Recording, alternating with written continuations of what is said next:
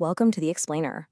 So, water scarcity is one of the biggest challenges facing us today, and for a long time, we've looked to the biggest resource we have for an answer: the ocean. Today, we're diving deep into the incredible tech of desalination. It's a process that holds the promise of endless fresh water, but as we'll see, it comes with some pretty serious hidden costs.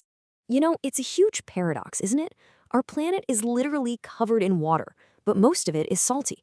For decades, the solution seemed so simple, so obvious. Just take the salt out. And that process, of course, is desalination.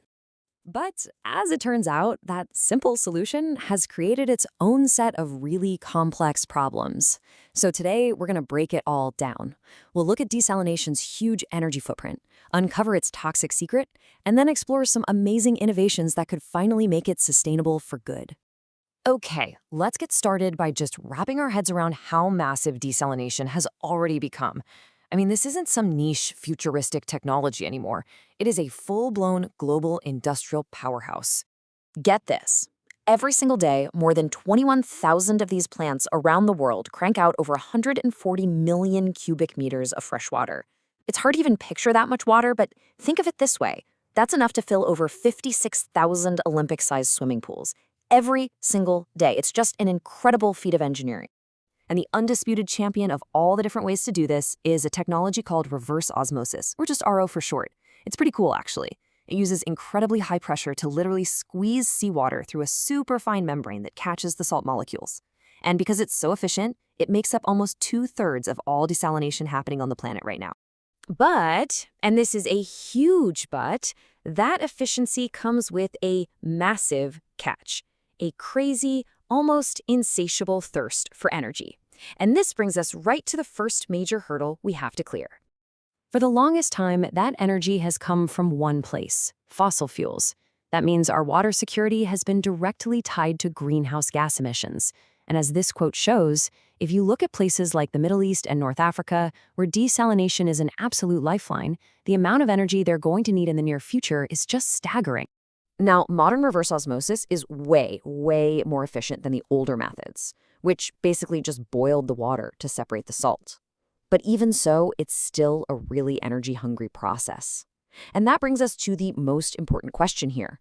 It's not just about how much energy we're using, but where on Earth is that energy coming from? And here's the solution. It's so clear. By switching from something like coal to renewables, think solar and wind, we could slash the carbon footprint of fresh water by more than 90%. This is the absolute game changer. It's how we finally decouple clean water from climate change.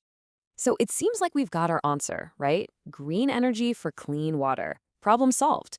Well, not so fast. Because once you solve the energy problem, you uncover this second kind of hidden crisis that's been lurking in the wastewater all along. A toxic secret that we're pumping right back into our oceans. You see, for every liter of fresh water we make, we get this nasty byproduct called brine. And this stuff isn't just extra salty water. No way.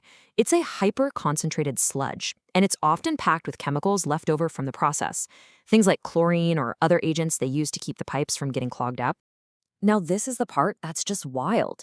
For every single liter of clean water we get, we actually produce 1.5 liters of this toxic waste. When you scale that up globally, it comes out to a mind-boggling 142 million cubic meters of brine being dumped into the environment every day. And pouring all this stuff back into the ocean can be a total disaster for marine life. Because it's so dense and heavy, it sinks straight to the seafloor, smothering everything and creating these oxygen-starved dead zones where basically nothing can survive. It just completely wrecks the local ecosystem. So this brings us to a really critical fork in the road. Is this brine problem an unavoidable poison, a hard limit on how much we can really rely on desalination? Or could it actually be something more? Well, the first step toward a solution is pretty logical. Just make less of the bad stuff to begin with.